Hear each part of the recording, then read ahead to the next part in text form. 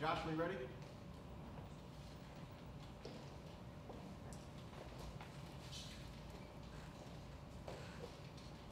All right, hey y'all, what's going on? This is Marquina November from Breaking the Cycle, and we are out here with the lovely students of the AUC asking questions about real estate, business, credit, and education reform, okay? Do you know what a FICO score is? A FICO score? FICO? No. What's that? Do you know the 3 credit bureaus? That I do not know. Do you know all 3 credit bureaus? I don't. All right, do any of y'all know what the 3 credit bureaus are? As in government? I love it, yes. No. Do you know what a FICO score is? No, I do not know what a FICO score is. You don't know what a FICO score is at all? I've heard of it, but I don't know what it is. Okay, do you know what a FICO score is? Yes, I do. Okay, what is a FICO score? It's one of the credit scores, right? Other than TransUnion. It's your middle score. Oh, okay. Do you know what a FICO score is? No. I don't know how to spell it either. Do you know what a FICO score is? I do not. Do you know what a FICO score is? No. Do you know what a FICO credit score is? Not really. No, not necessarily. Couldn't even tell you what a FICO score is, honestly. I do not. What do you know about your credit score? Not really much. I do not know my credit score. Do you know what your credit score is?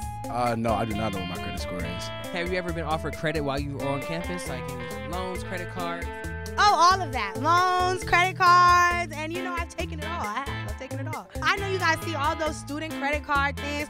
When I was a sophomore, I opened up my first credit card that was very, very stupid. It was a college credit card, and basically, it was awarded to me. I think I had like a $2,000 limit, but I was a sophomore, and so it was just like, okay, well, what you gonna spend this money on? Anything you wanted to.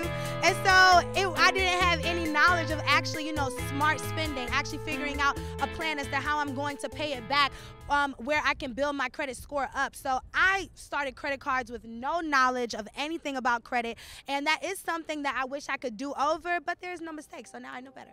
I do receive like credit card offers, but before I graduated high school, they showed us a video basically showing how credit card companies will kind of attack like college students, so I've been scared to open credit lines. We talk about the idea of having a good credit score or getting property or whatever, but we don't talk about how to attain it.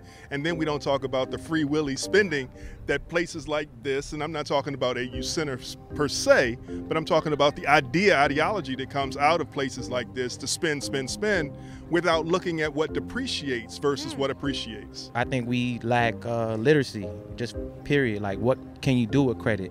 What can you do with cash, liquid cash? What can you do with other stuff instead of just out here? What do you think needs to be instilled into our curriculums? I would definitely say finances, so things of filing your taxes and how to go about doing that.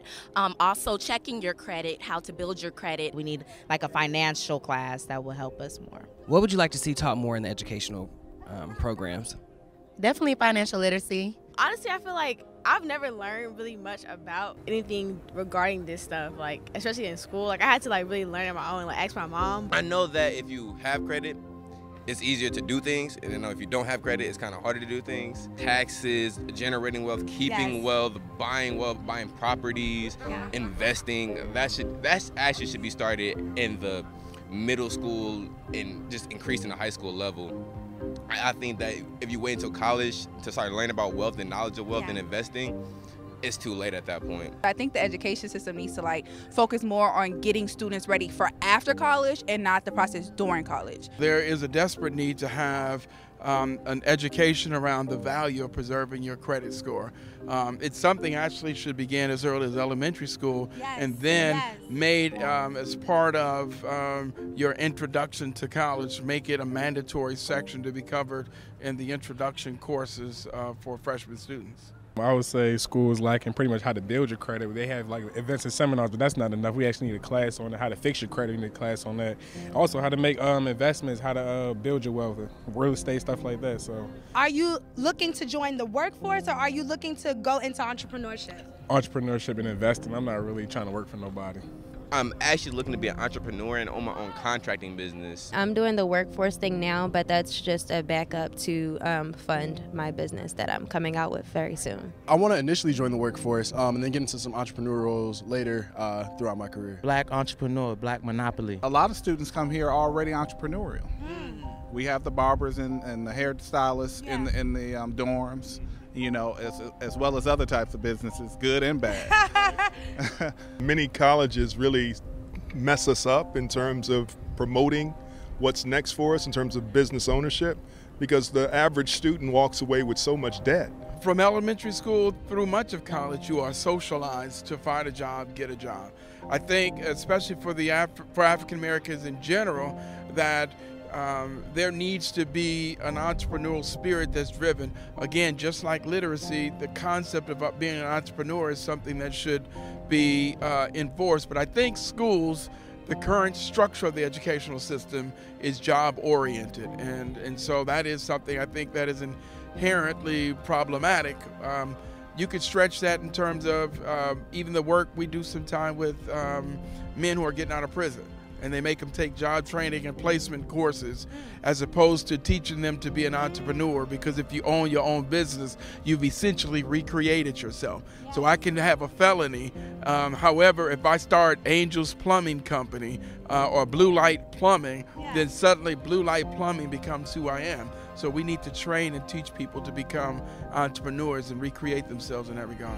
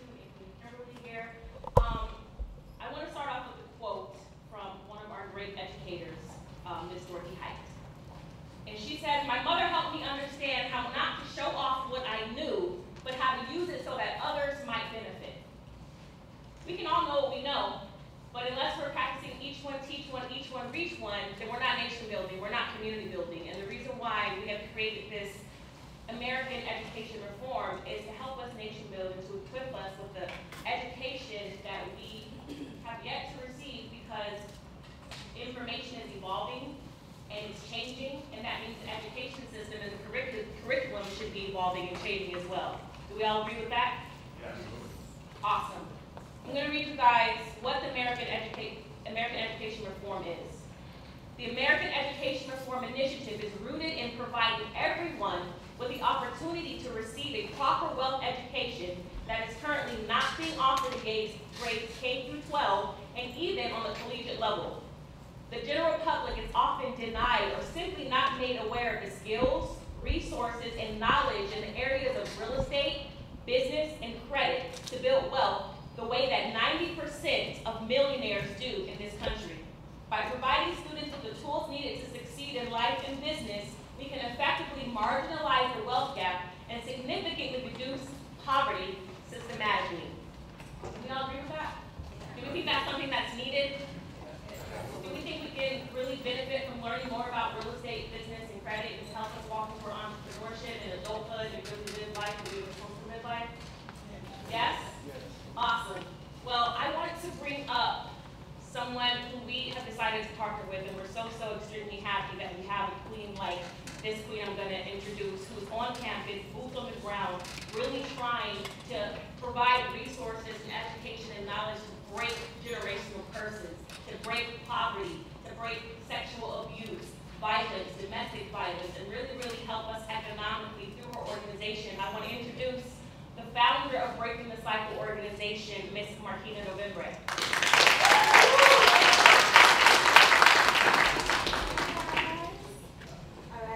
Hey everybody!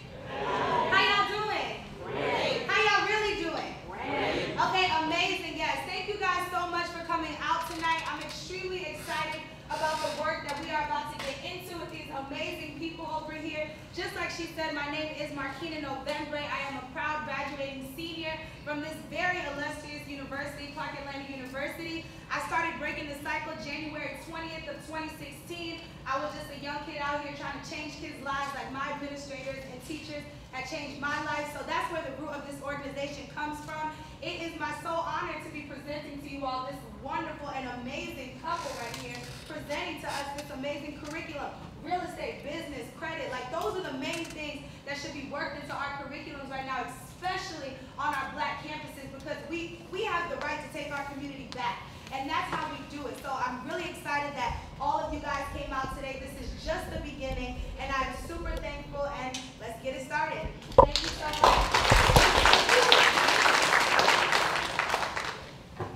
Y'all know nation building doesn't happen with just one man or one woman, and we are really, really pleased to partner with some really excellent experts and educators at the Big Morrison Academy, partnering with the Shine Institute, and I'm going to bring up King Kyle King, who is also known as the mission planner. He's a father, an educator, a mentor, an author, a public speaker, founder, and the chief executive officer of the Shine Institute, headquartered in Charlotte, North Carolina. His life's purpose is centered around advancing underrepresented students through a comprehensive educational process that promotes excellence and provides them with the skills and resources to become globally competitive leaders for our future. He coined the phrase, "You do not have to be at an Ivy League school to be an Ivy League student." Starting out with local community mentoring efforts and a unique story, Kyle has become a highly skilled educator with over 6 years of experience, offering empowerment in the areas of curriculum development and design, student success strategies, personal and professional development, entrepreneurship, innovation, business, and economic development. Kyle has also authored 4 self-help empowerment books: The Mission Plan, The Decision, The Mission Plan, The Discovery, The Mission Plan, The Destiny, and The 25 Years of Heaven. He is a native of Atlanta, Georgia, and earned a Bachelor's of Science in Finance and International Business from Alabama Agricultural and Mechanical University. Oh, Mr. King Kyle King. We have been in countless meetings, email chains, conference calls, deep dives, going back and forth with King Kyle King here and his team about creating a curriculum that we're going to offer K through 12. So we're really excited to have King Kyle speak today and join us all the way from Charlotte.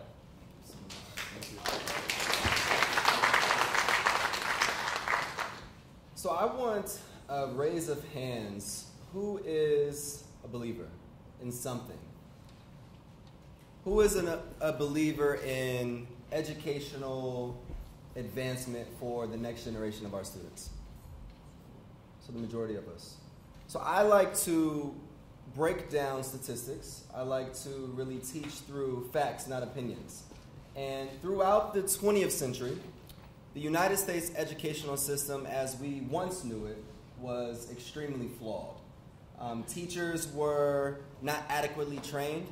Our overall schools were heavily segregated, and the curriculum that was being taught at the time did not essentially align with what was necessary to be able to provide the resources and necessary skills for students to be able to advance as a part of their educational process.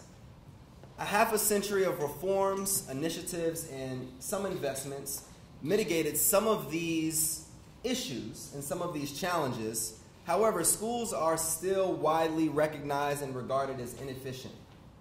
And standardized tests here in America are shown to not be at the standard of these test scores according to other nations as we see it. The U.S. spends $620 billion on education through the K through 12. But the United States is behind every nation when it comes to test scoring. Every nation when it comes to test scoring. But even with $620 billion spent on private and public education, there is a higher cost of recent educational budget cuts, and this overall issue of funding is leading to students lacking the fundamental skills to be able to help them better navigate through life. Recent research even shows that as a nation, we are number 38 out of 71 countries performing in the subjects of math and science. So what really is going on here? What really is the problem? Is it that our educational system is flawed, or is that our educational system is broken? And in my opinion, you really can't say the educational system is broken, because that would be a matter of opinion and not fact. But the truth is that the U.S. educational system, as we know it in the 21st century, simply has just not moved at the same pace as innovation demands.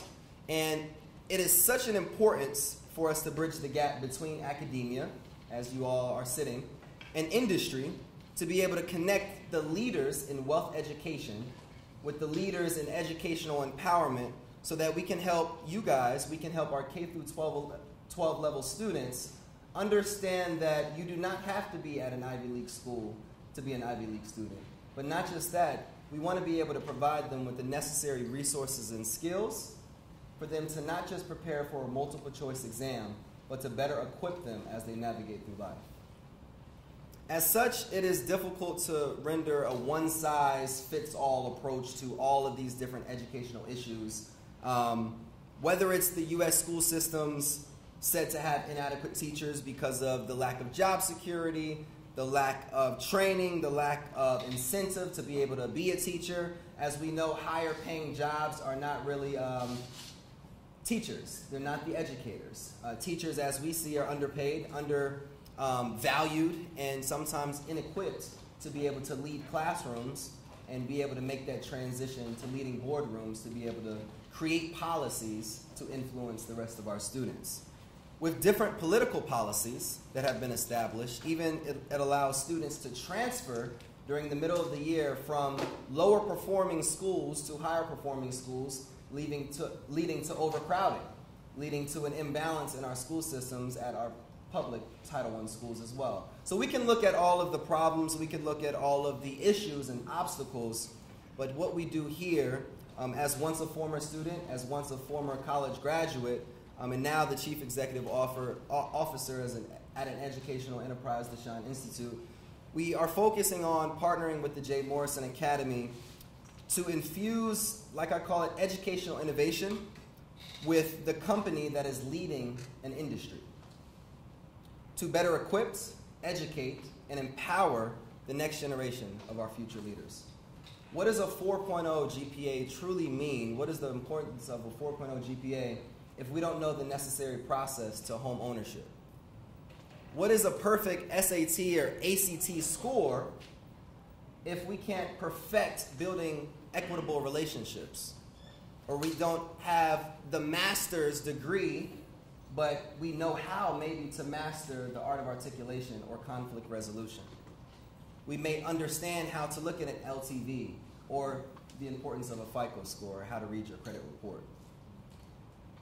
We as an organization believe that educational reform and this overall initiative cannot and will not be a success without the voice, without the feedback and the overall guidance of those who are faced with the current challenges, those who are faced with the current issues and obstacles as we see in our educational systems today.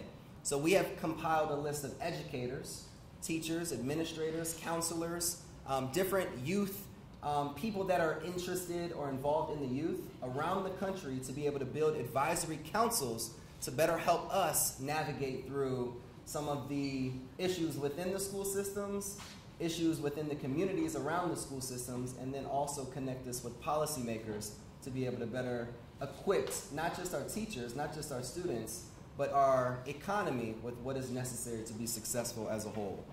The council meets once a month in person, and we hold bi-weekly meetings to discuss educational policies, the different challenges, and then also meet to talk about really pertinent information that we need to create deliverables so that we can enhance you guys' education here on a college level, but also a K-12 level as well. We as a country must stop being perplexed, confused, or befuddled by the achievement gap, by the income gap, or the incarceration rates, or whatever socioeconomic disparity we decide to use at that moment. The problem that our country is facing is the problem that we created as a country. The quality of our education is directly proportionate to the access to college, the access to jobs, the access to a better, innovative future. Until we live in a world where we can get every child a high-quality education, no matter the race, no matter the zip code that they grew up in, no matter their skin color, then we have work to do at a nation level, on a macro level, meso level, and a micro level as well. If we believe that education is the great equalizer, as we always once heard, then we must make education equitable and equal across the board. When resources are shared, they are not divided, they are multiplied. Boston public school educator Candace Summers, a good friend of mine, quoted, "What is a carpenter without tools? What is an actress without a stage? What is a scientist without a laboratory? And what is a doctor without equipment?" I'll tell you, that is her students. And those are our students. It is true that you do not have to be at an Ivy League student or an Ivy League school to be an Ivy League student, but this partnership is bringing Ivy League education to the hands of all students, all educators, and all stakeholders as a part of our educational system and the landscape in which we see here in America, no matter the zip code. Thank you.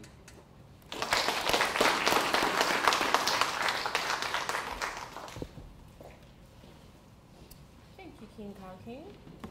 I am going to bring up Miss Kimberly Wilson Daniel, also known as Coach D, who is a mother, a grandmother, an educator, mentor, author, public speaker, and a high school transitional coach. Her life's purpose is centered around helping people get back to the basics, and she accomplishes this by educating, equipping, and empowering individuals with the tools and strategies necessary for living life the way they were purposed to live.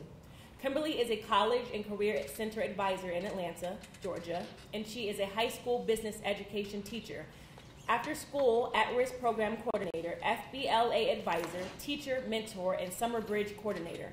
Her work inside and outside of the classroom centers around equipping people with the necessary tools to excel in every area of their lives.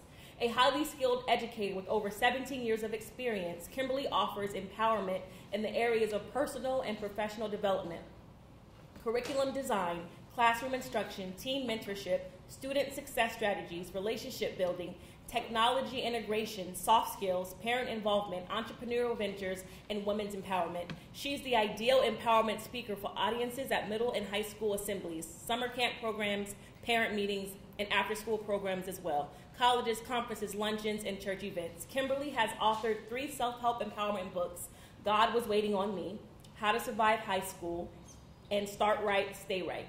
She is the native of Toccoa, Georgia, and a graduate of Stevens County High School, North Georgia Technical College, Piedmont College, and University of Phoenix. She has earned an AAT degree in Computer Information Systems, a bachelor's degree in Business Administration, and a master's degree in Education. She has also earned her coaching endorsement, her certification in entrepreneurship and small business, and she is a certified global career development facilitator. Without further ado, Ms. Kimberly Wilson Daniel.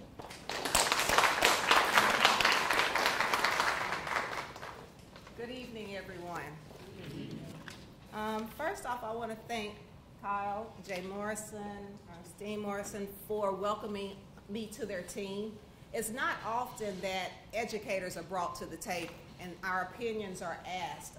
Is this curriculum going to be good in your schools?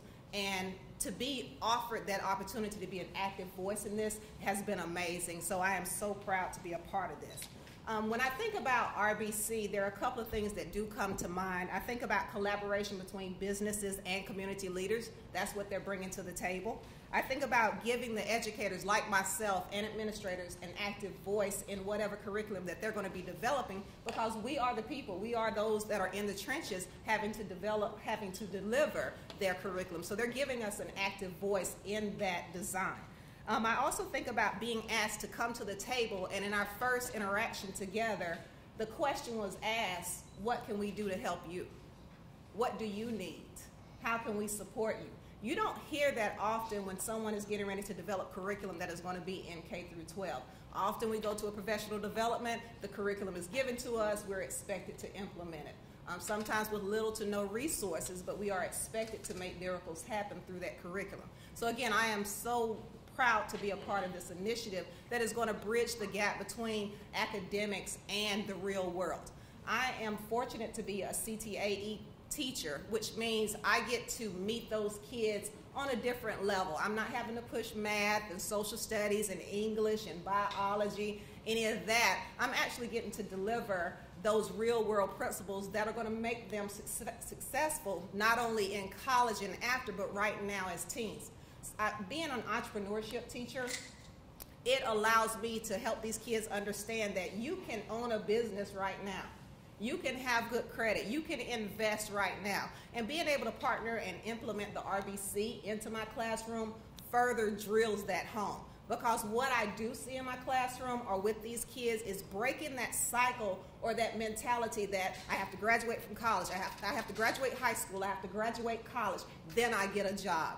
Then I get old and decide, oh no, I want to work for myself, I want to have my own business. So again, rerouting their brain sets, their mindsets, the path that has been drilled into them is something that RBC is going to do. And these kids, where you might find one or two here in a school system that is already flipping houses, is already investing, that needs to be the norm in our high schools. That needs to be the norm in our communities and throughout our families. I can think back to in the 90s when I was teaching pre-K and Head Start. And you have these little centers where kids navigate through and they go and they play and they mimic what they see in the households. And like in the house area, you would hear conversations of, you know, girl, where you going out tonight? You know, because that's what they were hearing in the household. Or you would hear something to the effect of what they watched on television and they would try to mimic that. But fast forward this 5 years from now, and imagine a pre-K teacher being in her classroom, and as she's navigating through these sections, she's hearing kids in the house area talking about, okay, I got to get my budget together before I go to the grocery store. You know, I need to make sure that I don't overspend when we go out. Or you're in that block area where those kids who used to just build anything are literally thinking about building the next house that they're going to flip. So that's what RBC is going to do from a K through 12 perspective. And again, I am so pleased and honored to be a part of this because I am the mother of 5 children. I'm the grandmother of 5 children. My oldest grandchild is in middle school right now. My youngest 4 are in the elementary school systems. I want this in their life. I want to break these cycles. I want to start a new legacy. And I want this for my children. So that's why I'm heavily invested in this. This is why I'm at the table. And this is why, again, I thank you all so much for inviting me to this.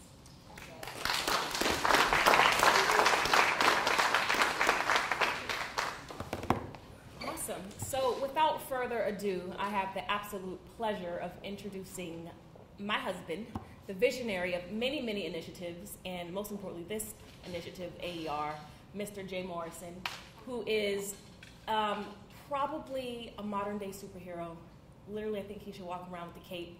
He is the most fearless person I know, the strongest person I know, the person that has the most gumption of anybody that I know. The CEO and founder of the Jay Morrison Academy, which is a premier wealth institution that made Inc. 500 last year's top 13th wealth institutions in the nation as a black man. Let's clap it up for that. Serving over 8,000 students the last 5 years, literally starting this company with 2 or 3 people and King Art, and just had a very small team, and to now we have a 30,000 square foot building we're moving into with multiple offices and multiple team members and payrolls, and just to see a company grow in 5 years and make Inc. is a complete honor. The founder, the CEO, and fund manager of the Tulsa Real Estate Fund, the world's first ever black-owned real estate crowd fund that raised over $10 million in capital commitments its first 7 days of launching. Let's clap it up for that. 3-time author, 2-time best-selling author of his books, Hip Hop to Homeowners, Lord of My Land, 5 Steps to Home Ownership and the Solution, How Africans in America Achieve Unity, Justice, and Repair. On top of being a father, on top of being a husband, on top of being a mentor to thousands, I am so, so pleased and honored to introduce Mr. Jay Morrison.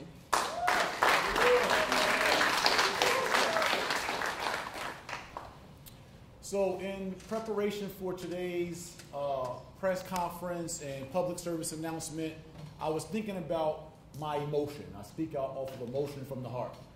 I think you're most vulnerable that way, most transparent that way, and most authentic and relatable that way. And the main emotion I had was simply being happy. I was really excited to be able to launch this initiative, to be able to speak to you all today, because I believe this small launch is going to be a snowball effect to a major generational change in bridging the wealth gap. As my wife told you, I am the founder of the J. Morrison Academy. We made the Inc.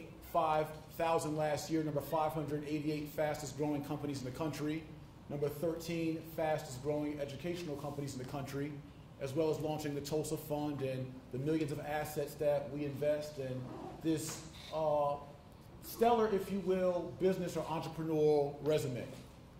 But I also stand before you as a former 11th grade high school dropout and as a former 3-time felon, someone who served 2.5 years in prison, who's a former welfare kid, born to a single mom, and was able to maneuver 10 years of selling dope, selling drugs, drug trafficking, standing on the corners, and adopting a whole different lifestyle, adopting the choices I thought I had of either playing basketball, which I was pretty good at until I dropped out, going to the street corner and hustling, or rap, or music, were the options I thought that I had out to make it and live an abundant life.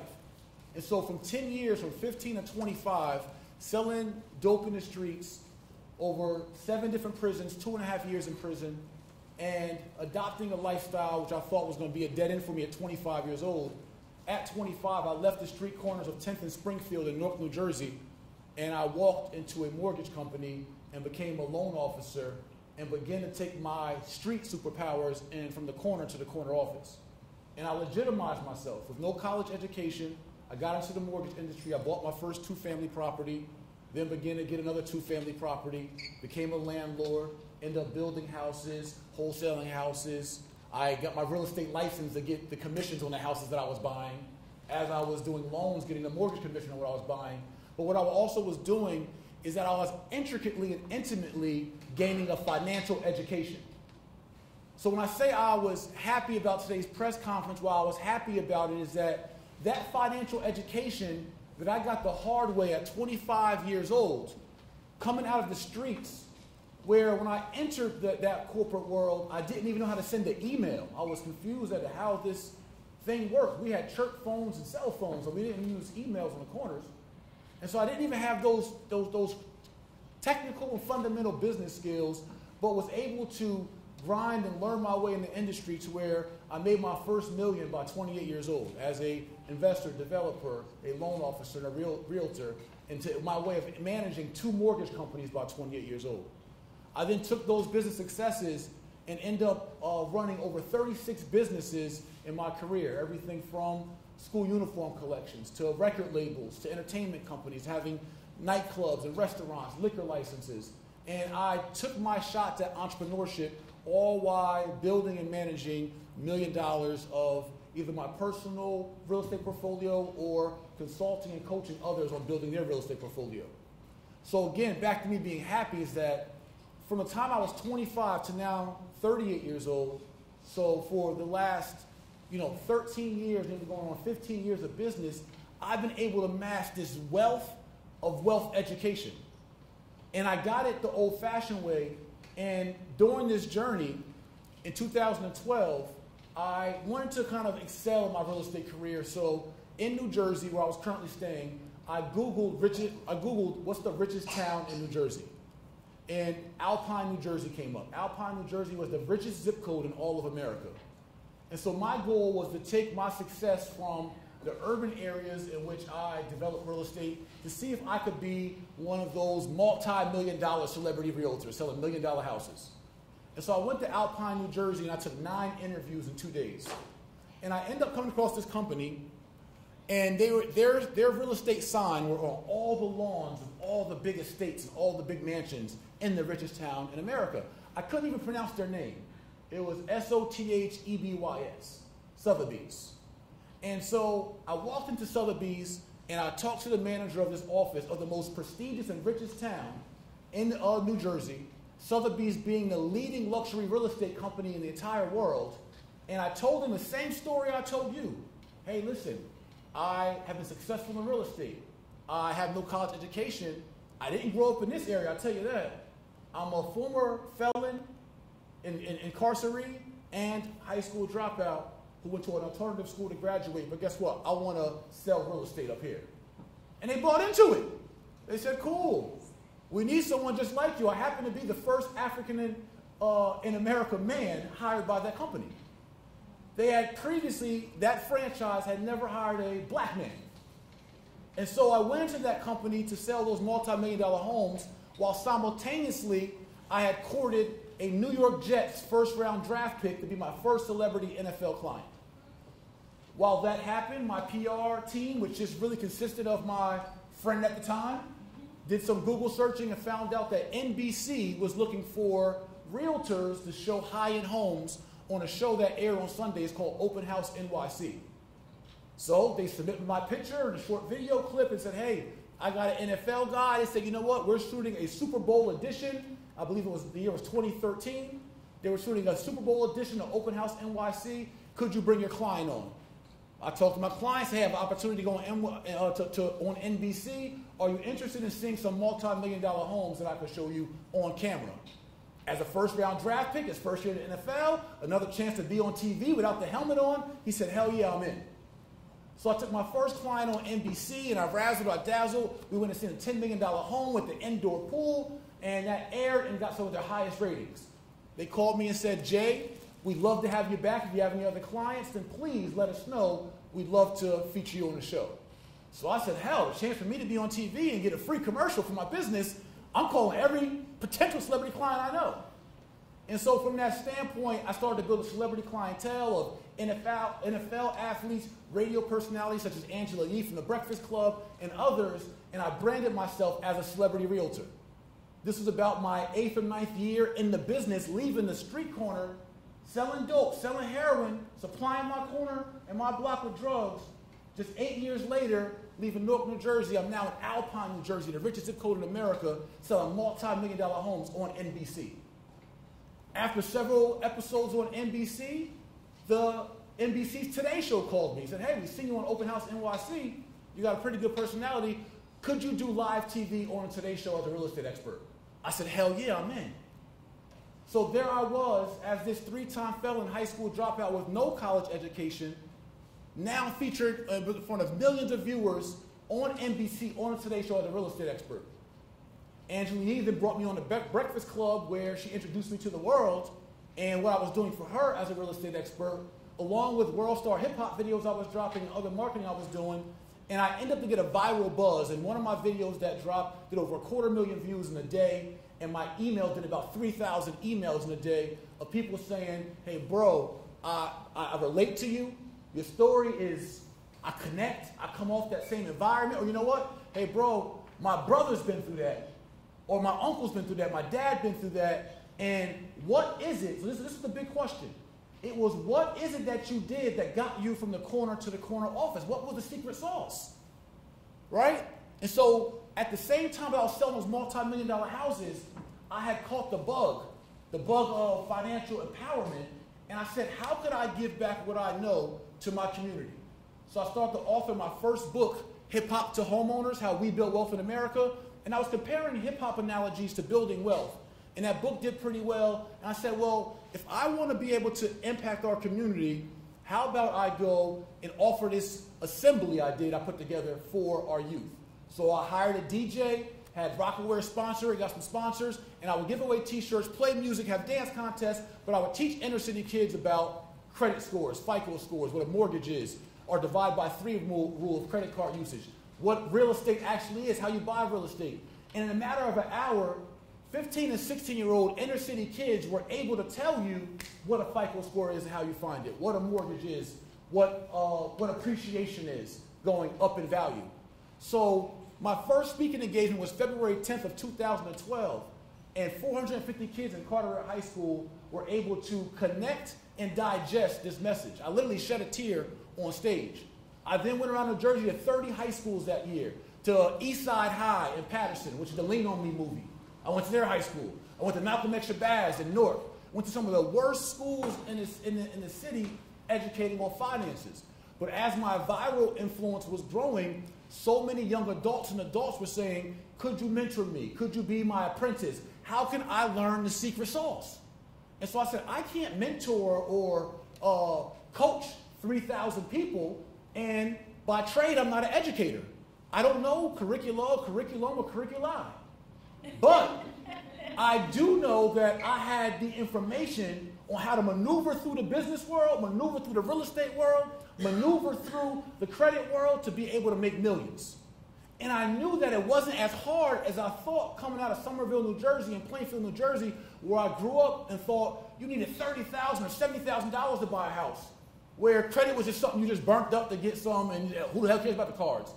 Where you just let your phone bill go, where we're just financially irresponsible. I didn't understand entrepreneurship. I didn't know that you could buy a hotel or an apartment building with no money of your own. I didn't think those things were real. I didn't think those things applied to people that look like me or been through what I've been through. So as I saw this secret sauce, and during the earlier part of my entry from the streets into business, my mom had purchased a house, and that house went up in value $100,000 in 3 years. All these things connected where I was like, yo, if we all get that, if we all had these simple principles that I could teach to 15-year-olds, to 12-year-olds. I literally went into Baltimore summer camps and taught 12-year-olds how to find an ROI using bottles of water. It's really simple. You got your bottles of water, they're $4 for a case. How many waters you get? 24 waters. So if you sell all 24 for $1, you make how much? $24. Subtract how much you spent, $4 for the case, you now got your profit, $20 in profit. That's called your net profit, profit after expenses. Divide your profit by how much you invested, that's now your ROI. And in a matter of an hour, I taught 12-year-olds in Baltimore how to find a return on investment, using what they see in the corner every day, kids selling bottles of water. So I saw that these financial principles that were missing in most cases, in many cases K through 12, missing to even some of my staff. I have over 36 staff members, many with master's degrees and PhDs. And I've interviewed Harvard grads who've come to me as the CEO looking for a job in my organization, saying, I watched your videos and I learned more from your video curriculum than I did at Harvard. And so what I saw is that when we talk about bridging the wealth gap, that's my passion, that's my cause. So I'm telling you my story to tell you my why, my journey. What I've been through growing up, watching my mom struggle, standing in food stamp lines, standing on WIC lines, understanding real poverty, heating the house with boiling water on the stove, with the oven on. Me understanding that, I was able to transcend from poverty and from prison to prosperity and purpose, all through having just a simple financial education. I'm not talking about financial literacy, just you know how to balance a checkbook and keep a budget. Those are needed. But I'm talking about this curriculum we call, this innovative advanced financial literacy we call RBCs. K through 12, they taught us ABCs because once you learned your ABCs, you would then be able to learn words. And then from those words, you'd be able to learn sentences and paragraphs and communicate. And to be able to digest what you needed to be able to digest for math and other subjects. Well, in the real world, where the foundation of wealth is built, it's not in the ABCs, but in the RBCs. Real estate, business, and credit controls the world. By show of hands in here, who's into real estate? Most of the room? Guess what? All of you are in real estate. You were born into real estate. Where were you born? A hospital? A house? What's that? Where are you sitting right now? A school is owned by somebody. What is this? Where you go worship at? Church, mosque, or temple. What is that? When you go eat out tonight or go party at the club, what is that? All of us are in real estate. It doesn't matter what side of the coin are you on. Are you of the tenant class, the consumer class? Or are you of the ownership class? No matter what, this earth is one big ball of real estate. Whoever owns the most land wins. You can't get through life beating a knowledge or a general understanding of real estate. You can't get through life without it. No matter what, we all live somewhere. We got to keep shelter over our head. So why would we go through life ignorant of real estate, of business, or of credit? The three essentials to how we can live a more abundant life and navigate through life more affluently. And so, I got you. My team knows I get like preacher sweat. So, what I did, because I was not a curriculum writer, I was not I'm an educator by passion, and we've taught on street corners in over 26 cities. Over 50 times we've held a free corner class teaching financial literacy, teaching real estate, business, and credit. So over 1,000 YouTube videos. I've been on this crusade to empower my community specifically through financial empowerment. And then as I begin to grow and evolve and build this organization, I said, I know my community needs it first, and I have that duty, and I'll continue to fulfill that duty. But what I also know is that wealth education should be for all walks of life, of all communities. Everybody should have this general understanding, so we all got a fair shot. You do not have a fair shot in life, going through life, no matter how much, as Kyle said, PhDs or master degrees, or bachelor degrees, or whatever you get.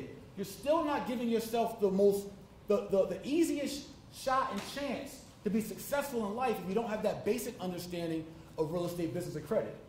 So what I did is, and what this initiative is about, this is about doing a blitz to bridge the wealth gap and to change the way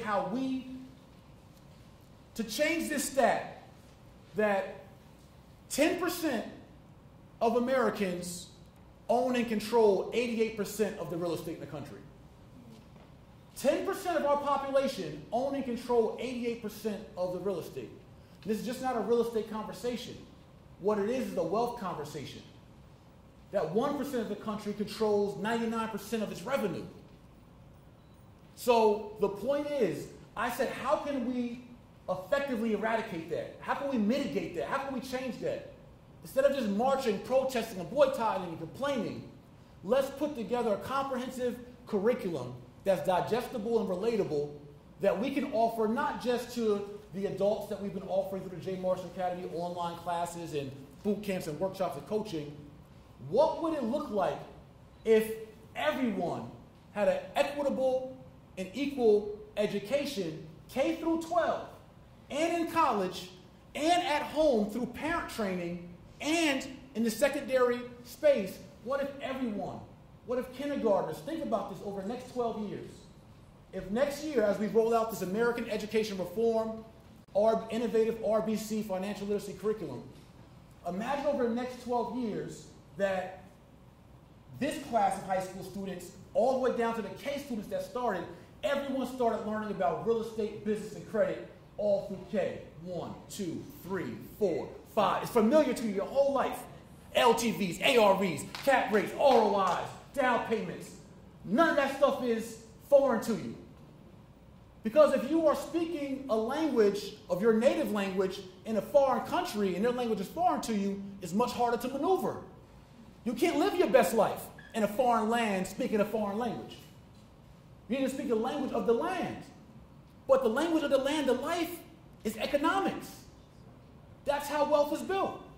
I'm going to give you a small example of understanding these principles of business, financial responsibility, and real estate. And then we're also going to give you guys a challenge to work with us as we infiltrate the world and reform the system. That's our whole goal, is to reform and improve the system, to innovate the system, so we're not like our previous generation where it's go to school, get good grades, go to college, rack up some debt, and try to get a job. Or our parents' generation where it was go to school, get good grades, and go get an industrial job or a government job. But we know that this class of people today, we're seeing how people digitally through social media and otherwise, teenagers can make millions, hundreds of thousands, could be entrepreneurs. This is the entrepreneurial class. This is the legacy and leadership class.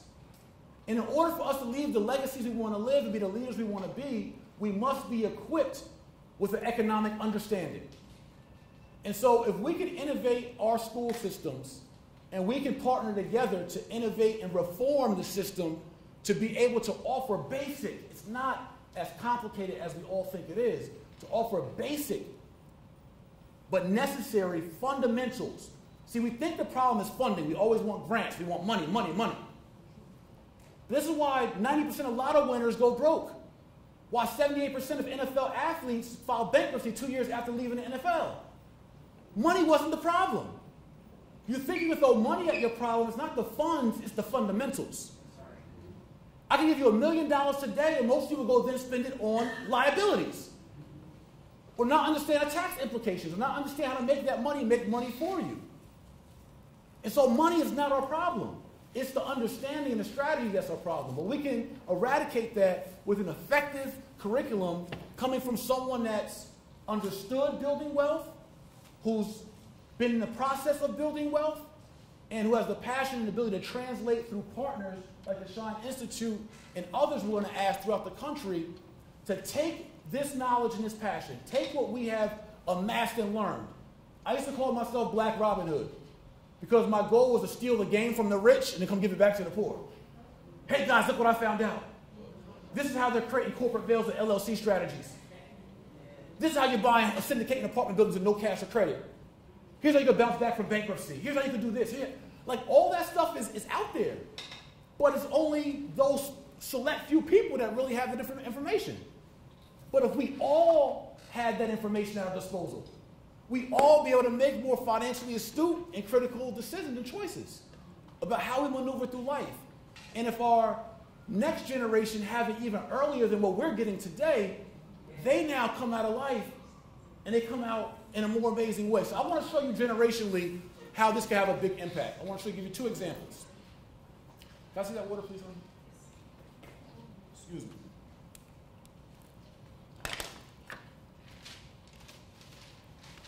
Here's 2 examples. One is more factual, as Kyle said. One is more theoretical. We got to think a little bit. So I'm going to give us the thinker a little bit, right? The theoretical. I was talking to one of my friends who's a liaison to the mayor of Baltimore City. This goes for Atlanta. This goes for Bankhead. This goes for Detroit. This goes for any of our rural, urban, underserved, underinformed, undereducated, underempowered areas. Check this out.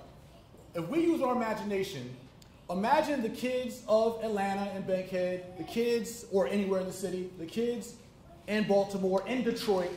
Imagine if those 5th graders, those 3rd graders, those 8th graders, those 12th graders started learning about real estate, business, and credit now. And by the time they graduated from that K generation, imagine 12 years from now, that graduating class 12 years from now, they started at K, learning about with blocks and other games and workbooks and true false and whatever other educational pedagogy these educators put into the curriculum. Imagine those children now 12 years, that graduating class in the city of Baltimore, imagine what the murder rates looked like then. Imagine what the incarceration rates looked like then. Imagine what the entrepreneur rates looked like then. Imagine what the abandoned properties looked like then. Now a child that's walking to school seeing 40 abandoned homes and bandos on the way to their school can now understand that I can understand what the acquisition price is of this house. I know how to find the value of this house. I can know what the renovation cost of this house, and I can assess what my potential profit would be if I got the house. And I even know how to build my credit through authorized users while I'm in high school, so I can piggyback my parents' credits. When I come out of high school, I already got a 720. And I understand how to leverage that credit with a private lender who doesn't even care about my age through an LLC and get a non-recourse bank loan to fund this deal, the acquisition and the rehab at 18. Imagine how generations will transcend with just some information. Because we all know our generations, they're innovative, they're creative, we hustle. But it's a matter of what are you hustling? What are you innovating? What is your entrepreneurship? So with this, we thought about how could that transcend a whole city? And not just a whole city, but a whole nation. Why the wealthy stay the wealthy if they know more than the rest of us. That's it. They got a head start, maybe an inheritance, or whatever they may have did, got lucky or whatever, but at some point, they knew more than the rest of us about building wealth and protecting wealth.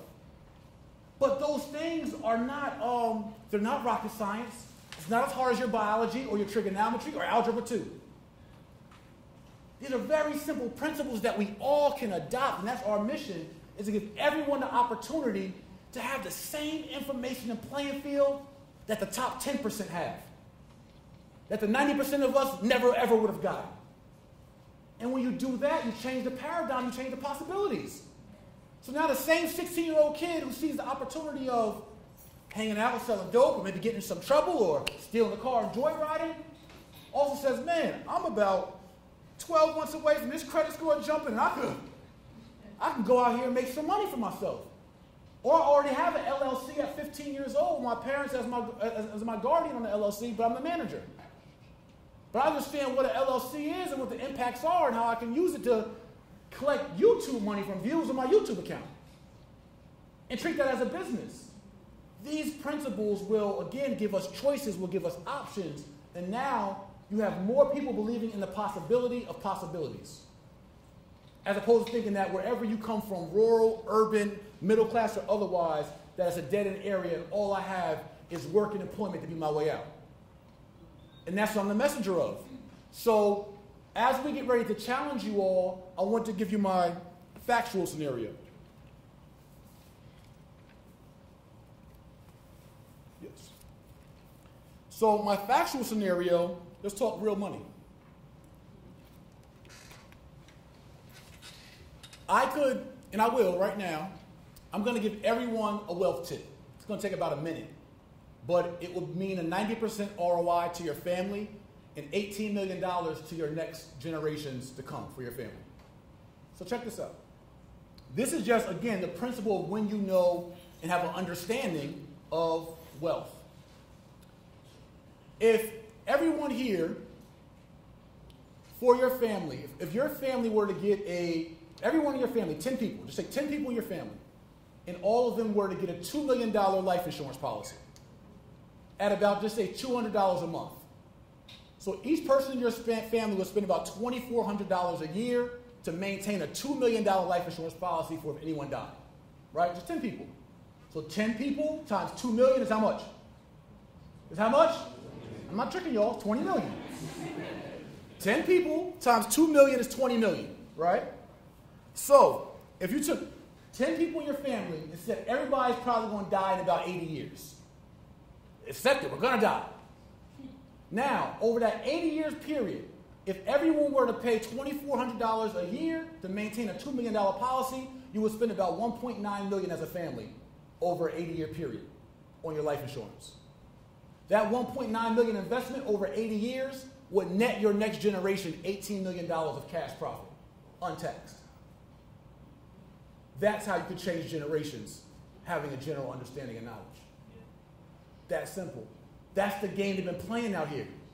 We think the system's against us, and the man's against us, and everyone's against us, but the power's right within. All it is that they're hiding the information, or they're retaining the information, the skills, the tricks, the systems, the secrets, the strategies that they know.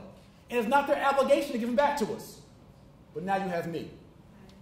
And that's what this curriculum is all about. It's about reforming the system by taking proven wealth strategies, translating them into the correct educational pedagogy and curricula for the proper grade levels or age levels, and allowing everyone to have an even playing field based on a general understanding and strategy of wealth education.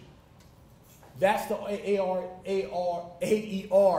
initiative, American Education Reform, and our RBC curriculum, and that's why it's perfect to have a press conference here with you all who sit in the middle of the K through 12 and the learned or mature adult. We have so many 50, 40, 60, 35-year-olds, 29-year-olds who still haven't gotten this information, never got it. You all here at Clark and in this college class, many of you just coming out of high school, many of you on your way into adulthood, you guys sit at the crux of where this reform will be able to change both levels of our generations. And so it was perfect to have it here with you all and perfect to partner with Breaking the Cycle. That's exactly what this is. This is how you effectively, systematically, and comprehensively break the wealth gap, break the poverty cycle. People stay poor because they don't know how to get ahead. They don't know how to get rich. They don't know how to avoid poverty. And so we want to be able to offer these curriculums. So what's going to be happening? Here's our call to action for everyone tonight. So one call to action for anyone that has any relationships with educators who are passionate about reform, whether it be through the teacher level, all the way through the superintendent, school board level, politicians, others in your family, curriculum writers, or whomever, that want to contribute your talents, gifts, or resources to comprehensive, robust reform.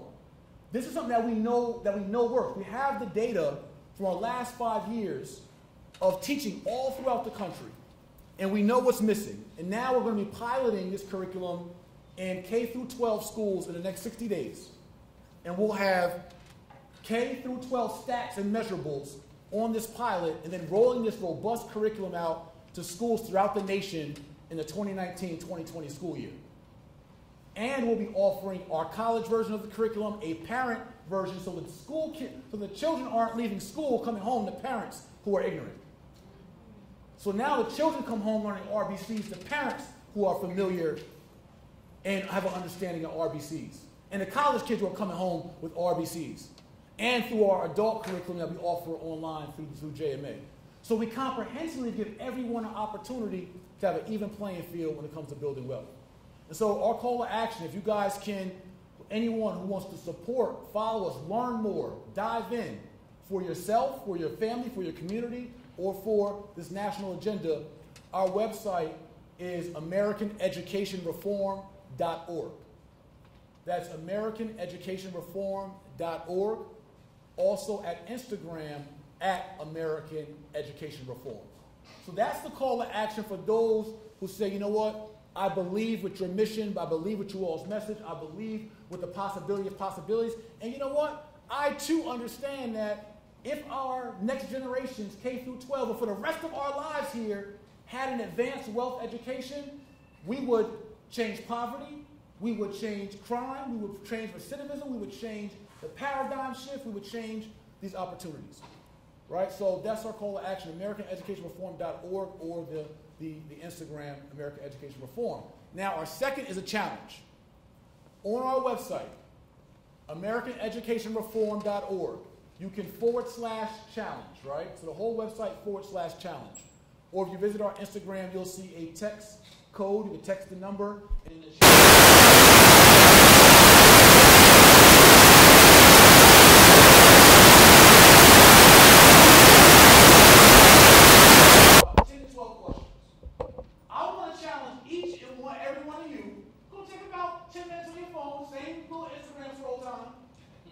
same Facebook time, same Apple Music time.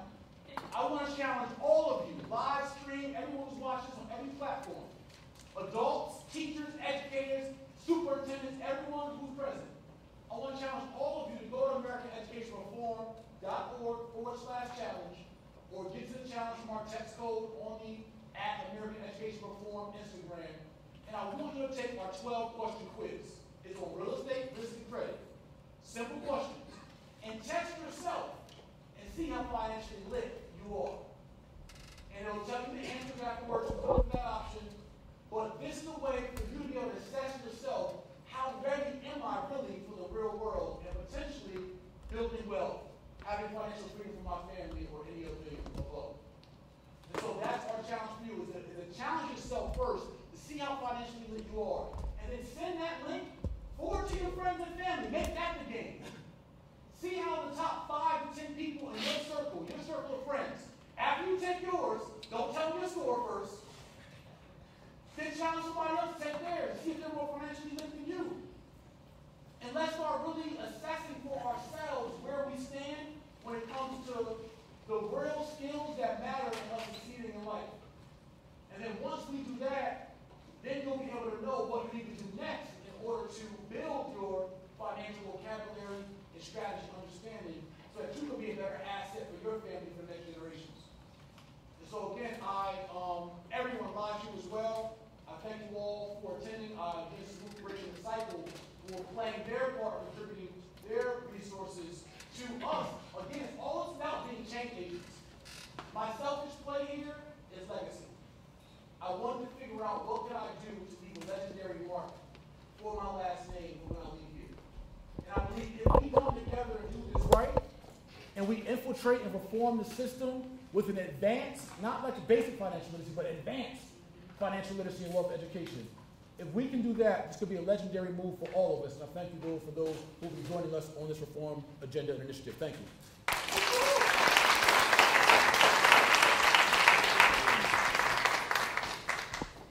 Was that informative? Did you guys enjoy that? Yes. Listen, hold on 1 second.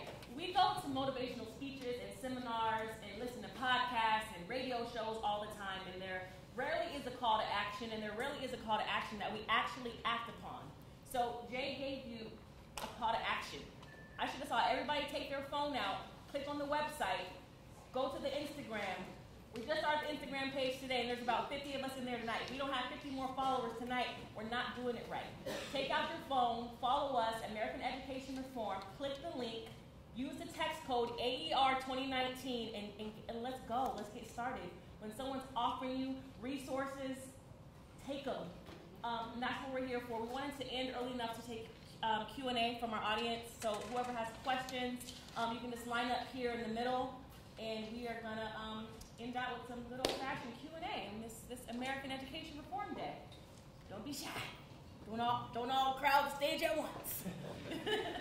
And I also wanted to thank Ms. Marquina Novembre once again on behalf of the J. Morrison Academy and the Shine Institute and the Tulsa Real Estate Fund for being the leader, being the visionary, breaking the cycle, partnering with us and offering us the space and really aligning vision. So thank you once again. And if you guys are on campus, support what this team is doing, support her initiatives, support her programs, because she's bringing people like Jay to this campus. She's bringing myself to this campus. She's bringing the J. Morrison Academy to the campus. And we have another big event coming up with the Tulsa Real Estate Fund that she's also heading. So she is bringing the resources to you guys, so please support what she's doing.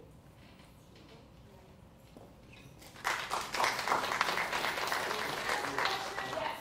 Okay, awesome. Well, first things first, thank you guys. We love Black Power in here. We love Black excellence. So it's so inspiring watching you guys even conduct this. So one of my questions for you exactly, and anybody on the panel can answer, but so I know that a lot of us in here, some are professionals, some are students, so what is something for you on your journey? You know, because even though we all want to be successful in here, sometimes it can be day-to-day things that are just so hard that it's like, wow, like, how can I keep my mind on this bigger picture of wealth when I'm just trying to pay my bills? Like, what are some of the things that you guys do to encourage yourself to keep that bigger picture in mind rather than just the day-to-day struggles in your journey of actually getting there? Great question. Yes, you understand?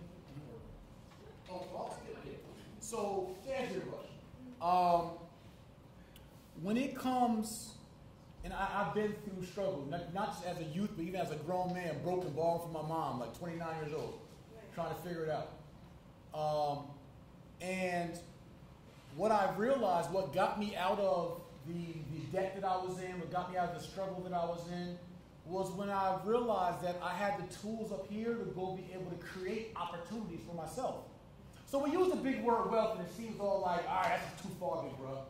But it's not really that. It's the principles that wealth is accumulated over time. So maybe you don't accumulate wealth like 10 million wealth, but if you can get yourself an extra 100,000, are you good? An extra 10,000, are you good? And there's ways literally to make money out of thin air, right? So what I say to people is like, I can't afford, like I said, I can't afford, I don't have the time to invest or look into wealth education. If you got a $99 problem, you definitely need to learn how to make some money so you ain't got a $99 problem. Right. That's the problem, you got a $99 problem.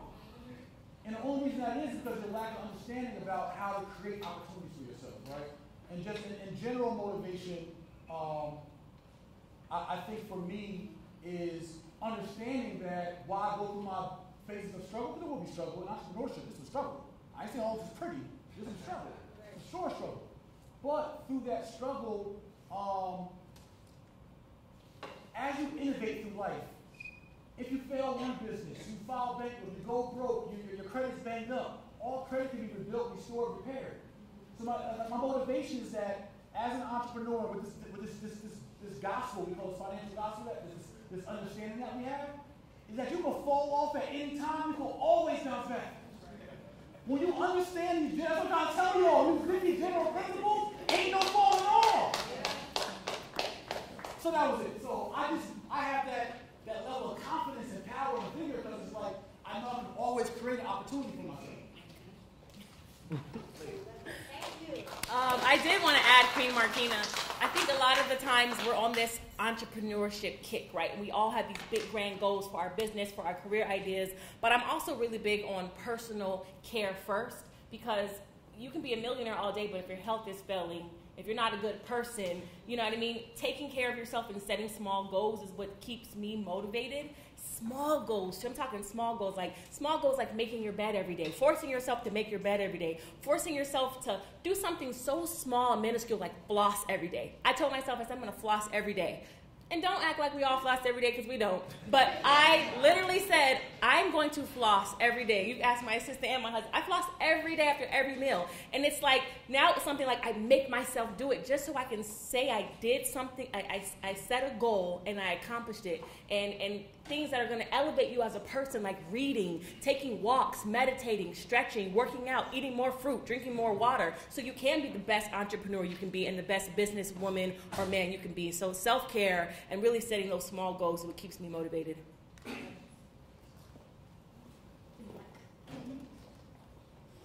So I just got one quick point for you. So I heard once that you should practice the small and trust in the big. So a lot of us have these big, audacious wealth goals, but if you make $150 a day, that's an extra $50,000 a year. If you make an additional $300 daily, that's $100,000 a year. So I feel like if you just steady on how can I make $150 today instead of how can I make $50,000 extra this year, and you start breaking it up slowly, then you'll slowly get to that goal. So as people, and I agree with Ernestine, a lot of times, and I'm still young, so I'm still learning a lot as well, I was reaching for success while never reaching for myself. So don't get so caught up in reaching for that wealth goal where you forget that health is wealth. You know what I mean? So I think trust in the big, trust in that invisible, and don't get distracted by what is currently visible. So that's all I got.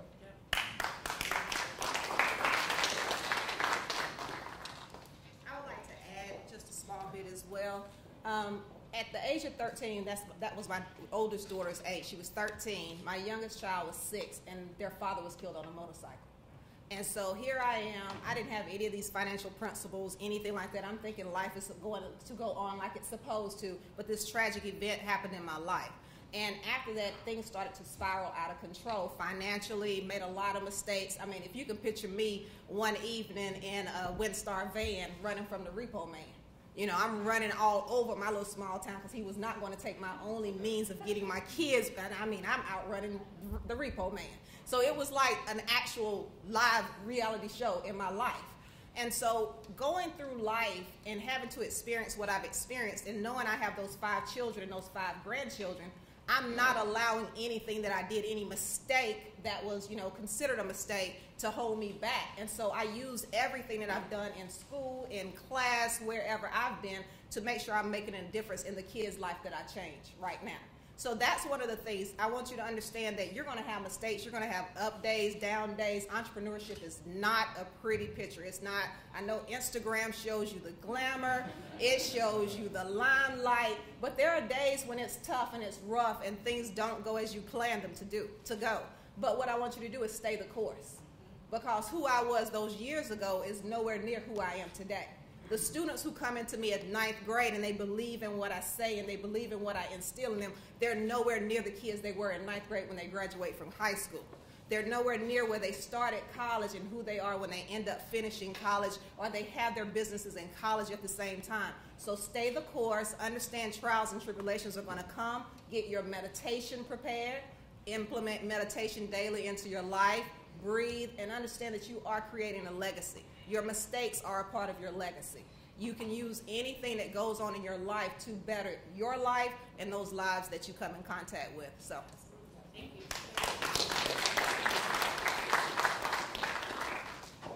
First of all, I want to say thank you. Powerful couple. See the young man right there speaking. Spoke very well. And the young lady that's met today. Jay, I've been watching for some time. I've been watching for a while. Everyone here, got to give this brother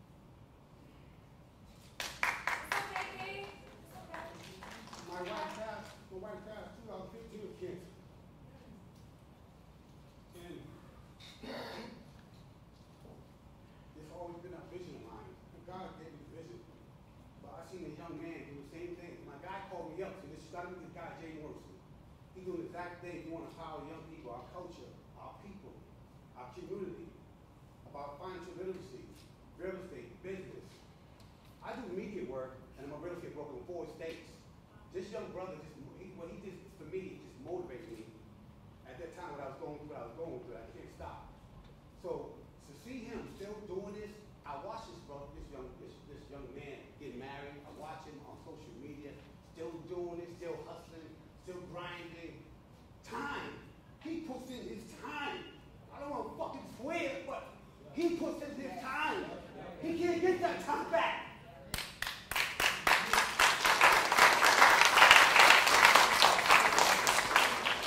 He's doing it for y'all. He got 2 daughters. This guy married to me, and I see his brother in Africa. Come on, man. The mother, come on, man. That don't inspire you more than I don't know. When he still come back to Clark Atlanta and teaching our young people about this, that's amazing to me. That's they number God. What you're doing right now, brother, is you're trying to get us on a different path and educate us. And he does a lot. For him to get all that knowledge in his head and where he came from, when I mentioned to you before, I said we from a different hood, but the same mentality we both went through in the early 90s. So I can relate to you wholeheartedly. So when I see y'all together, power couple, you still out here, and Ernestine, you do the same thing. You do the same thing. Same thing. Trying to get back to our youth. Y'all take this man saying something, this young woman saying something. Take that to heed. Follow what they're doing, because he can't put all his time into what he's doing to try to educate y'all, but he's doing it, and he's doing it for y'all to save legacies, not just for y'all now, but for our young people for today and tomorrow. So take heed to that, and really follow this young man, because he's putting his time and his effort into to come out here and educate our culture, our people. We need to do that. Especially our black people. To be honest with you, our black people, they don't get it. Don't wait till we get wealthy and wonder how the hell how we get in that position. How did we get there? We try to let y'all know what it is. So the reason why I follow him, and I don't follow a lot of people, but people that are on the same mind frame as I am. So if he's trying to educate y'all, take heed to it. He's going to try to better yourself and you better your life and your family life. That's all I got to say. Thank you, brother. Thank both of y'all, all 4 of y'all.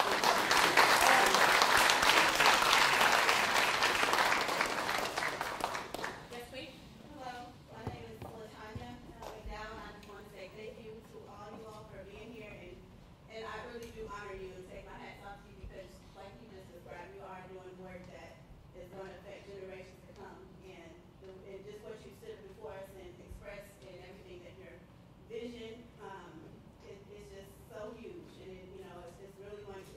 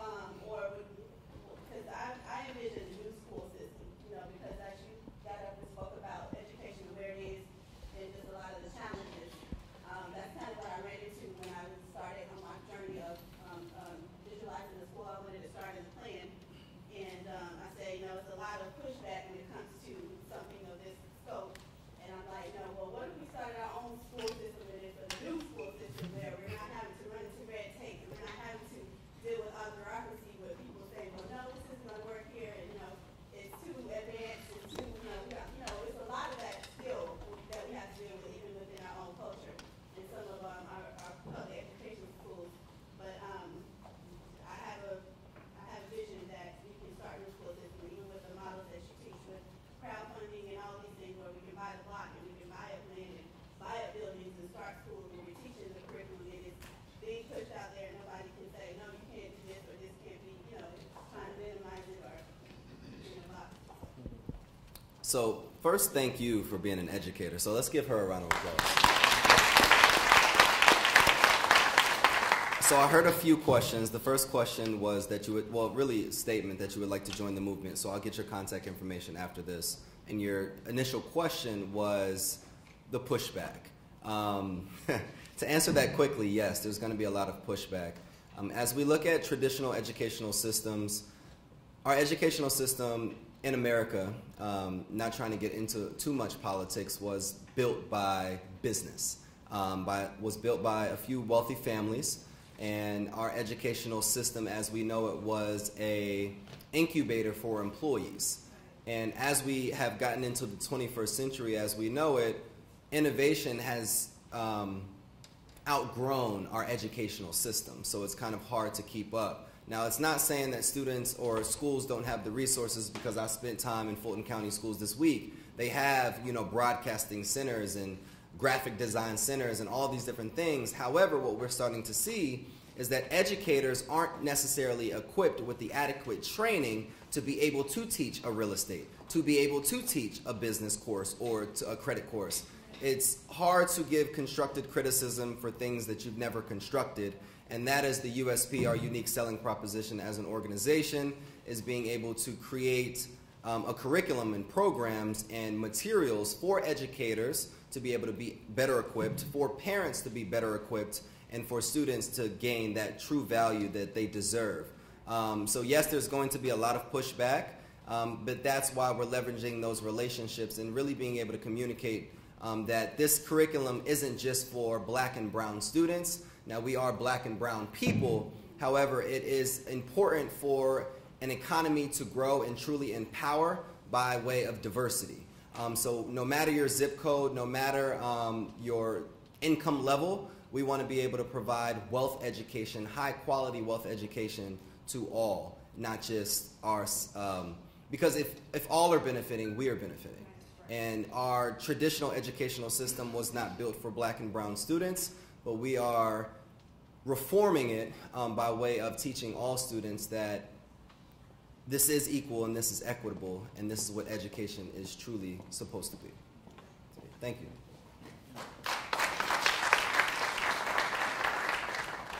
I do want to say thank you, King Kerry, for your words. I appreciate you. To piggyback what Kyle said, and I'm sure you guys got what I said, we are also going to be offering a bilingual translation and version of our curriculum as well. We're really talking about how do we just change the whole thing. And for like my wife and I, we were talking about just things we've been through in our lives and what we're doing currently. I remember 3 of us in a twin-size bed growing up. I remember 6 of us in a 2-bedroom apartment. But now my wife and I and our fund just acquired a 30,000 square foot building at East Point, a TV and film production studio, and a 10,000 square foot entrepreneur incubator being developed with $500,000, right? 5 minutes from the airport. I just use those broad examples not so much, for an applause, but just for you educators, young people, older people, whomever is watching and a part of this. I'm getting texts from my mom about buying acres of land of her rural home in North Carolina. My point is that our family conversations change.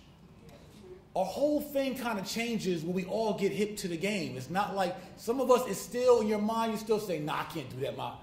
You're still telling yourself no, or putting these walls up and barriers up.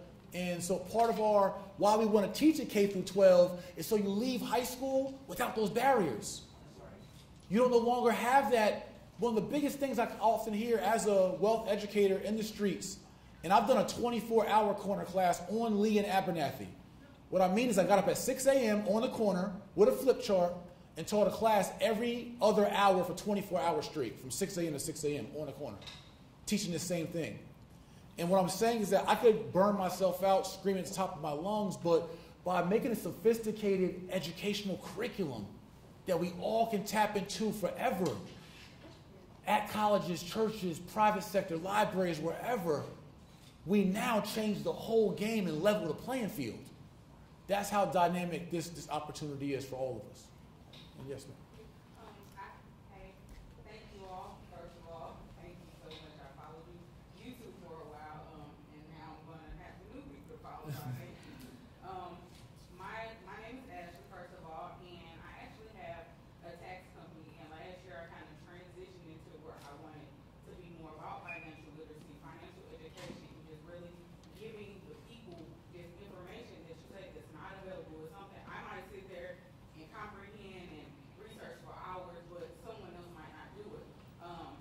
My biggest question right now is just how to get involved as far as the education, because I have children myself. I'm a big advocate for homeschooling, which is outside of the traditional school, as well as it's been on my mind heavy to open up daycare centers with the different teaching in low poverty areas, because I'm noticing even in my kids' daycare is more of a you're just here, you're not getting anything too tangible. You might turn on some YouTube videos, but any parent and any educator know your first 5 years you're like a sponge, so you can soak up so much.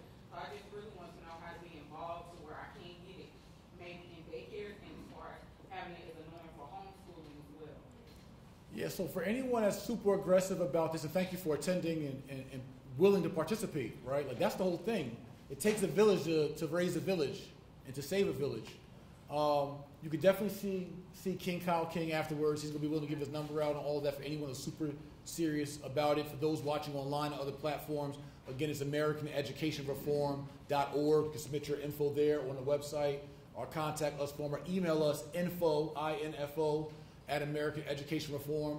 But we already have curriculums going down to even that level, or we could work with you on developing a daycare level curriculum. We have a Parks and Recreation curriculum. We have so many different layers of being able to offer this to where everyone can understand it and relate to it. And so we'd love to collaborate with you and see where we can help, meet your passions. Thank you.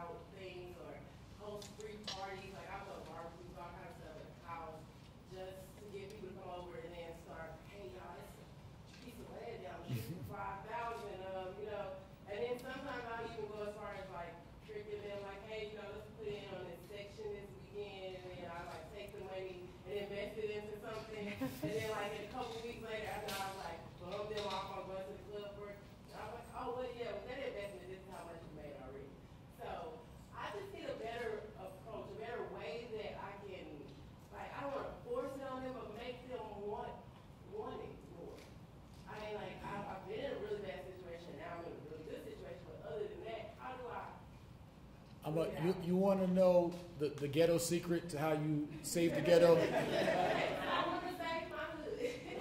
This is a sad part, but it's the reality. But this is where this curriculum gonna make our job easier. See, in the next 6 to 12 years, we don't gotta pull people's teeth to be. If we would have had a controversial press conference, oh, it'd be packed. We want the drama. It be packed. You talk some economics, oh man, I don't know. But then we mad, we poor, and we broke. We be mad, we be poor, but then when the opportunity offer to get you thinking outside of that box, it's not sexy enough. I'm going to tell you, when I knew the same exact things about real estate, I was going back to my hood like, yo, y'all, come on, I figured it out. But I was driving an 03 Camry with cloth seats. Nobody, all right, yeah, real estate makes sense, huh? I see. I pulled up in that 06 Range Rover in 06 with the cream guts and black trim. Everybody wanted to be financially lit. So, my ghetto secret to how you save those people who want to go in, people that will put in $1,000 for a section in a club. Think about that. You're renting out a section in a club. You're renting out temporary space in a nightclub that the rent for the nightclub is probably only about $3,000 a month. But you're renting out a section of couches for $3,000 for overpriced, inflated bottles of liquor that cost $40 in the store you're paying $700 for. But you offer the same people, right? They'll never see those bottles of liquors again. They'll never see that section again, so they rent it again. You offer those same people a $5,000 lot of land that they can see forever. They can write off some depreciation of their taxes, pass on to their kids, and have future appreciation that's not sexy enough. So what you do is, don't go trying to force them. Make your message. Pass out your cards. You can have your invites. But you go become as successful as you can be, and you go pull up on them and watch how they come along.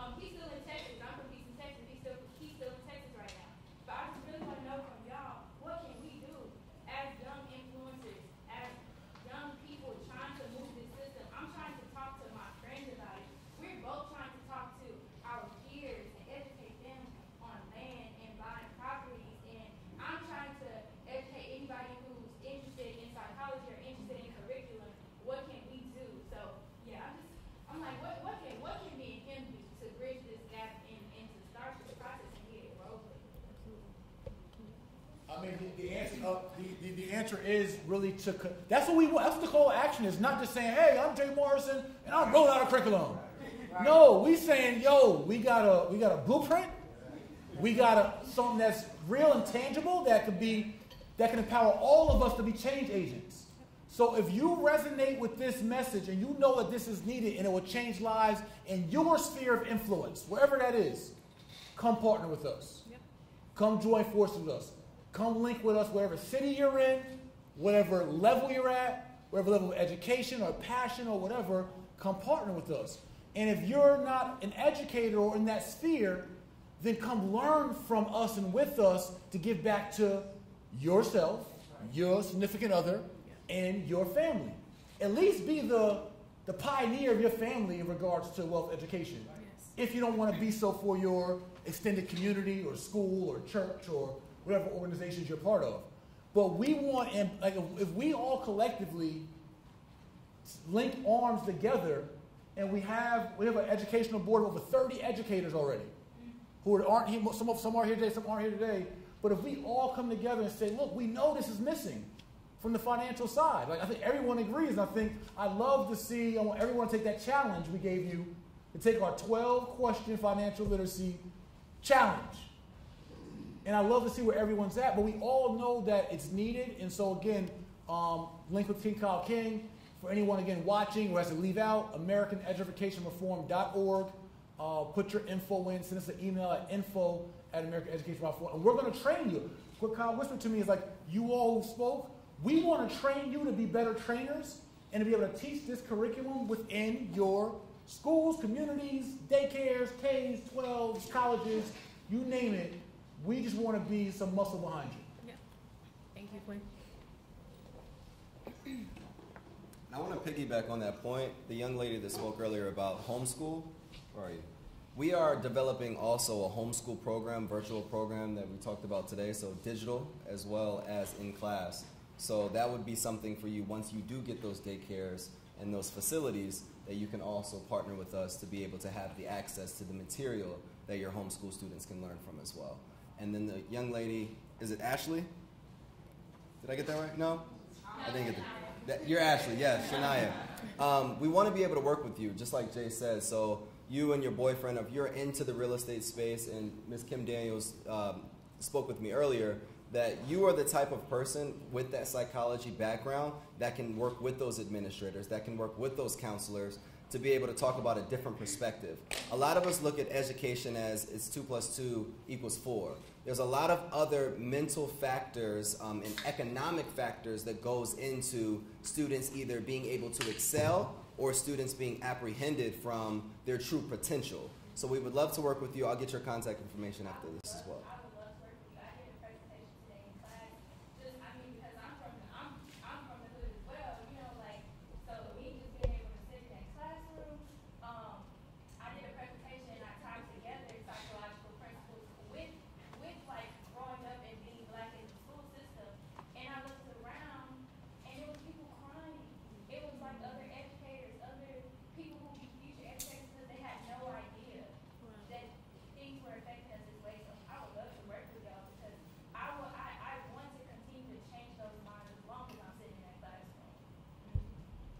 Can we give her a round of applause? All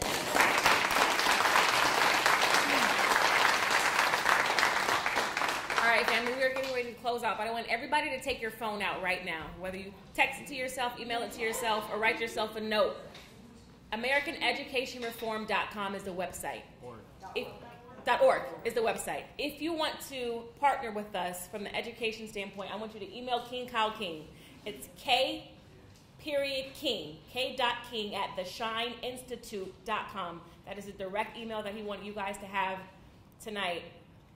If you are interested in bringing King J to speak at your school, your organization, your job, your conference, your party, and you want to learn more about financial education, the Tulsa Real Estate Fund, the J. Morrison Academy, you want to bring King J, please email booking@mrjmorrison.com.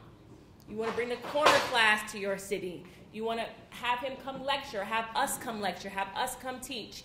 Email booking@mrjmorrison.com. And I'm going to have Queen Marquina come up once again to help us close out. Again, shout out to Breaking the Cycle for having us. Also, if you're not following us on Instagram, follow King J on Instagram @Mr. J Morrison and follow myself at Mrs. Ernestine Morrison. That's MRS Ernestine Morrison. Thank you, Ms. Morrison. You guys are so awesome. So y'all, what's up? You know, I'm pretty loud. My friends always tell me I don't need the mic, but let's go. But yes, y'all, so can we just clap one more time for everybody, please? Yes, thank you guys. Thank you. Yes, anytime. So it's really super important that we were able to pull this event off tonight. It's very, very important to me that as a community, we all come together to break these cycles in our community. Miseducation is one of the biggest things. So it's beautiful that everybody was able to come here. Thank you guys so much for supporting the Morrisons, for supporting JM Academy, and especially supporting Breaking the Cycle. This is what this is all about, okay? So if you guys are also more interested in learning more information about Breaking the Cycle, we are active in, well, we now are active in actually 7 schools. We are moving into our 7th school, Agnes Scott University, in the fall. Oh, you can clap for that because that's Jesus. But yes. And so if you guys are interested in ever, coming out to any one of our events, please do follow us on social media, breakingthecycle.org. Our website is breakingthecycle.co, breakingthecycle.co. We would love for you guys to come out and continue to support us. And it really does just warm my heart to see everybody coming together on, just like Jay said, if it was something about relationships or if it was something controversial, this room would be spilling out. But since it's something about the economy, since it's something about furthering our community, it's something that's harder to get people to come out. But that's what we're here to do, is break that cycle and fill that gap. So when this next event comes, we want you guys to bring 10 more people, and we want them to bring 10 more, because when we do that, we fill the gaps and we break those cycles. So thank you guys so much. Please have a wonderful night, and thank y'all again. All right, hey y'all, what's going on? This is Marquina November from Breaking the Cycle, and we are out here with the lovely students of the AUC asking questions about real estate, business, credit, and education reform, okay? A FIFO score? FICO? No. What's that? Do you know the 3 credit bureaus? That I do not know. Do you know all 3 credit bureaus? I don't. All right, do any of y'all know what the 3 credit bureaus are? As in government? I love it, yes. No. Do you know what a FICO score is? No, I do not know what a FICO score is. You don't know what a FICO score is at all? I've heard of it, but I don't know what it is. Okay, do you know what a FICO score is? Yes, I do. Okay, what is a FICO score? It's one of the credit scores, right? Other than TransUnion. It's your middle score. Oh, okay. Do you know what a FICO score is? No. I don't know how to spell it either. Do you know what a FICO score is? I do not. Do you know what a FICO score is? No. Do you know what a FICO credit score is? Not really. No, not necessarily. Couldn't even tell you what a FICO score is, honestly. I do not. What do you know about your credit score? Not really much. I do not know my credit score. Do you know what your credit score is? No, I do not know what my credit score is. Have you ever been offered credit while you were on campus, like in loans, credit cards? Oh, all of that. Loans, credit cards, and I've taken it all. I've taken it all. I know you guys see all those student credit card things. When I was a sophomore, I opened up my first credit card that was very, very stupid. It was a college credit card, and basically it was awarded to me. I think I had like a $2,000 limit, but I was a sophomore, and so it was just like, okay, well, what you gonna spend this money on? Anything you wanted to. And so I didn't have any knowledge of actually, smart spending, actually figuring out a plan as to how I'm going to pay it back, where I can build my credit score up. So I started credit cards with no knowledge of anything about credit, and that is something that I wish I could do over, but there's no mistake, so now I know better. I do receive like credit card offers, but before I graduated high school, they showed us a video basically showing how credit card companies will kind of attack like college students, so I've been scared to open credit lines. We talk about the idea of having a good credit score or getting property or whatever, but we don't talk about how to attain it. And then we don't talk about the free willy spending that places like this, and I'm not talking about AU centers per se, but I'm talking about the ideology that comes out of places like this to spend without looking at what depreciates versus what appreciates. I think we lack literacy, just period. Like, what can you do with credit? What can you do with cash, liquid cash? What can you do with other stuff instead of just out here? What do you think needs to be instilled into our curriculums? I would definitely say finances, so things of filing your taxes and how to go about doing that. Also checking your credit, how to build your credit. We need like a financial class that will help us more. What would you like to see taught more in the educational programs? Definitely financial literacy. Honestly, I feel like I've never learned really much about anything regarding this stuff, like especially in school. Like I had to like really learn on my own, like ask my mom. I know that if you have credit, it's easier to do things, and then if you don't have credit, it's kind of harder to do things. Taxes, generating wealth, keeping wealth, buying properties, investing. That actually should be started in the middle school and just increasing the high school level. I think that if you wait until college to start learning about wealth and knowledge of wealth and investing, it's too late at that point. I think the education system needs to like focus more on getting students ready for after college and not the process during college. There is a desperate need to have an education around the value of preserving your credit score. It's something actually should begin as early as elementary school and then made as part of your introduction to college. Make it a mandatory section to be covered in the introduction courses for freshman students. I would say schools lacking pretty much how to build your credit. They have like events and seminars, but that's not enough. We actually need a class on how to fix your credit. We need a class on that. Also, how to make investments, how to build your wealth, real estate, stuff like that. So, are you looking to join the workforce, or are you looking to go into entrepreneurship? Entrepreneurship and investing. I'm not really trying to work for nobody. I'm actually looking to be an entrepreneur and own my own contracting business. I'm doing the workforce thing now, but that's just a backup to fund my business that I'm coming out with very soon. I want to initially join the workforce and then get into some entrepreneur roles later throughout my career. Black entrepreneur, black monopoly. A lot of students come here already entrepreneurial. We have the barbers and the hairstylists in the dorms. You know, as well as other types of businesses, good and bad. Many colleges really mess us up in terms of promoting what's next for us in terms of business ownership, because the average student walks away with so much debt. From elementary school through much of college, you are socialized to find a job, get a job. I think, especially for African Americans in general, that there needs to be an entrepreneurial spirit that's driven. Again, just like literacy, the concept of being an entrepreneur is something that should be enforced. But I think schools, the current structure of the educational system is job-oriented. And so that is something I think that is inherently problematic. You could stretch that in terms of even the work we do sometime with men who are getting out of prison. And they make them take job training and placement courses as opposed to teaching them to be an entrepreneur, because if you own your own business, you've essentially recreated yourself. So I can have a felony. However, if I start Angel's Plumbing Company or Blue Light Plumbing, then suddenly Blue Light Plumbing becomes who I am. So we need to train and teach people to become entrepreneurs and recreate themselves in that regard.